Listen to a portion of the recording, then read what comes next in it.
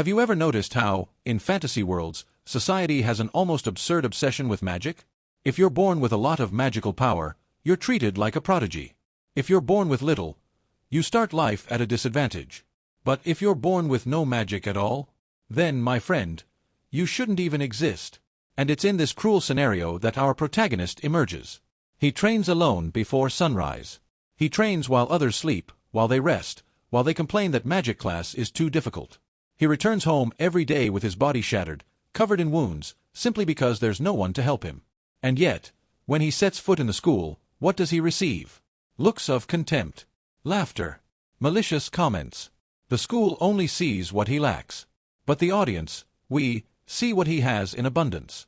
An unbreakable will to become someone better than fate determined.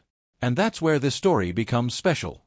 While his classmates rely on magic for everything, even to light a lamp, he trains with weapons, physical techniques, and strategy. He throws himself into dungeons where any conventional student would die in the first 5 minutes. Because he knows no one will help him. No one will hold his hand.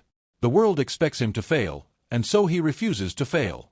The most ironic thing is that, inside the school, he is seen as the worst student. But outside of it, there's a secret. A detail no one imagines. He has already defeated monsters that trained mages would never dare to face.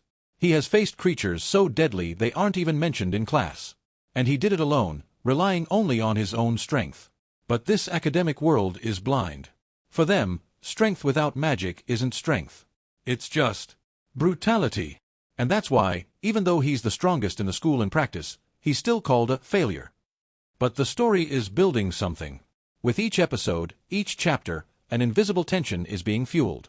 Because one day, and that day is coming, reality will overtake theory. The school will be attacked. A disaster will happen. An enemy that no magic can stop will appear. And when that happens, the whole world will see. The boy without magic will be the only one capable of saving everyone. The only one capable of fighting when the mages are defenseless. The only one who doesn't depend on mana to survive. This young man will prove that true strength doesn't need spells, doesn't need titles, doesn't need recognition. It only needs someone willing to keep moving forward, even when everything and everyone says he shouldn't. And when that turning point arrives, the whole school will tremble.